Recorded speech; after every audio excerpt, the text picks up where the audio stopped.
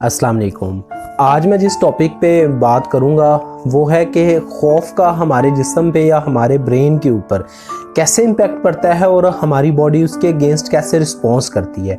Definitely बहुत सारे खौफ हमारे अंदर होते हैं, चाहे वो किसी बीमारी का हो या किसी भी आप डिप्रेशन में हैं तो उसके नतीजे में जो आपका डर है उसके नतीजे में हमारी बॉडी के अंदर बहुत सारी नेगेटिविटी हो रही होती हैं और उसके हमारी बॉडी पे बहुत ज़्यादा बैड इफ़ेक्ट पड़ते हैं। इसके मतलब काफ़ी ज़्यादा रिसर्च भी मौजूद है और मुख्तलिफ लोगों के डिफरेंट पॉइंट ऑफ व्यूज़ भी मौजूद हैं।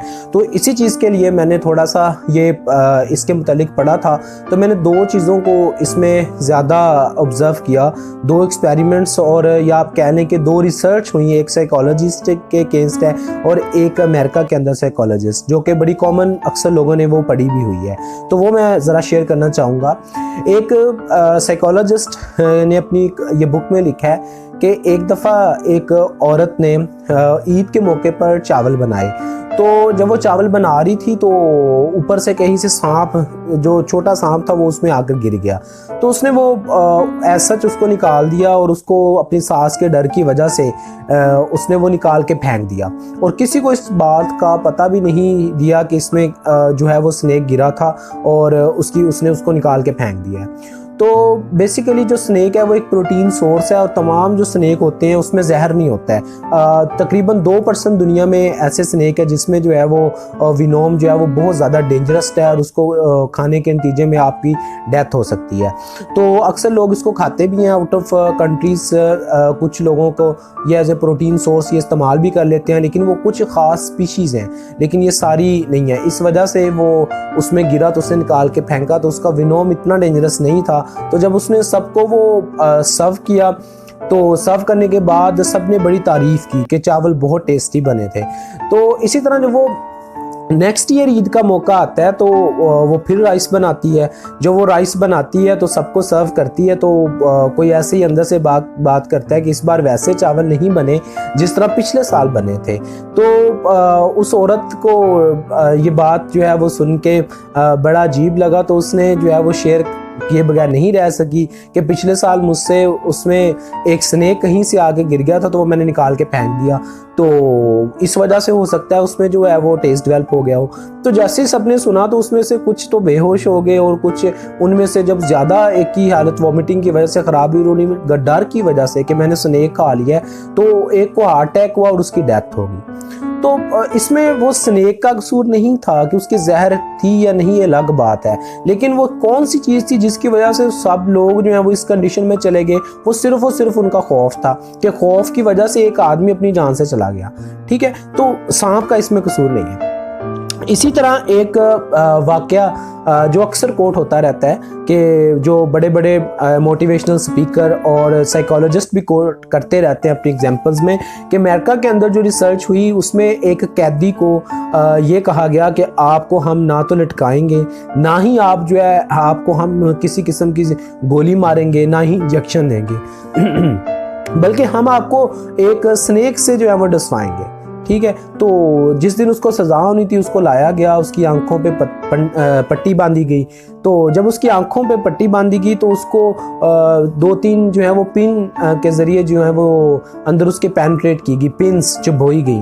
तो पिन्स की वजह से उस आदमी का माइंड में पहले ये चल रहा था कि मुझे स्नेक ने डसा है, तो उसके डसने की वजह से जो है वो उसके ब्रेन में हार्मोन पहले से बन गए और उसकी बॉडी पे जब वो इफेक्ट हुआ तो उसकी डेथ होगी, क्योंकि बॉडी फंक्शन डिस्टर्ब हो जाते हैं। हमारा ब्रेन से मैसेज क्या है, दिस इज केमिकल रिएक्शन है। बायोलॉजी के स्टूडेंट इसको ज़्यादा बेहतर तौर पे समझ सकते हैं कि जो ब्रेन से मैसेज जाता है या हमारी बॉडी के मुख्तलिफ पार्ट्स में रन करता है वो एक केमिकल मैसेंजर है, एक इम्पल्स है केमिकल्स की।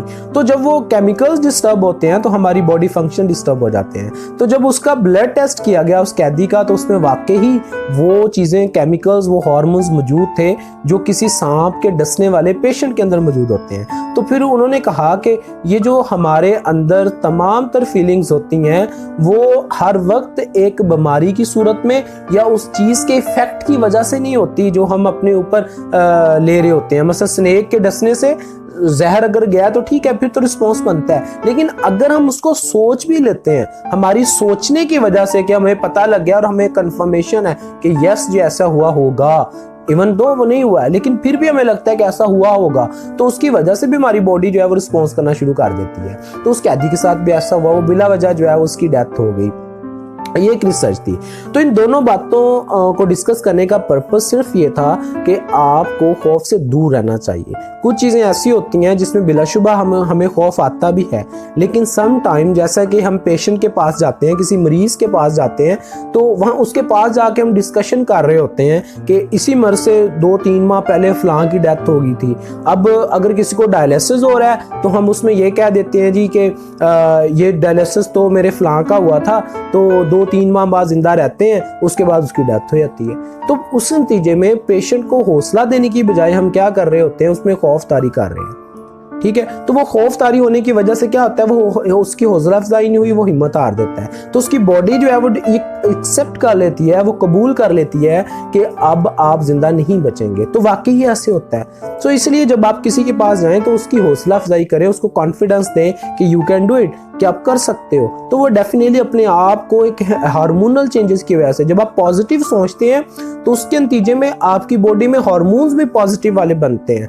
जब आप नेगेटिव सोचते हैं तो आपके ब्रेन के अंदर जो हार्मोन्स बन रहे होते हैं वो उसी के नतीजे में नेगेटिव वाले बनने शुरू हो जाते हैं। तो जिस किस्म के हार्मोन बनेंगे वैसा ही हमारी बॉडी पे इम्पैक्ट जाता है, और जिस चीज किस्म के आप सोचेंगे वैसे ही सोच आपके अंदर डेवलप होती है। इसलिए कोशिश किया करें कि दूसरों को हमेशा पॉजिटिविटी दें, नेगेटिविटी ना दें। इसीलिए अगर मैं अपनी बात करूं तो मैं 2-3 माह हॉस्पिटल में रहा था, तो उसमें डेफिनेटली मैं भी इस चीज़ के पे था कि डॉक्टर कहते थे कि आपका ऑपरेट होगा, लेकिन मैं इस चीज़ को एक्सेप्ट किया हुआ था कि इंशाल्लाह मैं सही हो जाऊंगा। तो I will try my best, and उसके बाद मैंने सोचता रहा पॉजिटिव, तो अल्लाह ताला ने मुझे उससे निकाल दिया था। तो मैं इसलिए मैंने, क्योंकि इस कंडीशन से खुद गुजरा हूँ कि जब आप पॉजिटिव रहते हैं तो आपके अंदर ऐसी चेंजेस आती हैं जो आपके लिए बहुत फ़ायदेमंद होती हैं। तो इसलिए आप भी कोशिश करें कि दूसरों को पॉजिटिविटी दें, दूसरों का हौसला बने, ना कि उसके लिए आप नेगेटिविटी का बायस बने। इसी तरह कुछ स्टूडेंट्स होते हैं, उन स्टूडेंट्स के मार्क्स अगर कम आते हैं तो हमने क्योंकि एक्सपेंडिचर किए होते हैं, उस पर खर्चा किया होता है, तो हम उसको बिला वजह डांटना शुरू कर देते हैं कि आपके मार्क्स अच्छे नहीं आए हैं और आप जो है वो नहीं, इस काबिल ही नहीं है कि आप जो है वो नंबर ले सकें। हम उसका दूसरे के साथ कंपैरिजन कर देते हैं, तो बच्चा फिर एक्सेप्ट कर लेता है कि yes I can't do it, मैं इसे नहीं कर सकता। तो जब वो एक्सेप्ट कर लेगा तो ब्रेन उसका जो एक थकावट का एहसास है उसमें एक जो है ये एक्सेप्टेंस आ जाती है कि yes I can't do it. तो इसीलिए आप जब ये उसको कहेंगे कि आपका दूसरों के साथ कंपैरिजन नहीं है, आपकी सोच अपनी है, दूसरे बच्चे का अपना कंडीशन है, आप अपना 100% दें तो बच्चा फिर इंप्रूव करता है। ठीक है, तो इसलिए बच्चों को भी और बड़ों को भी, दोनों को खौफ से निकालने के लिए आपका किरदार बहुत ज्यादा अहम है। अपनी दुआ में याद रखें। अल्लाह हाफ़िज़।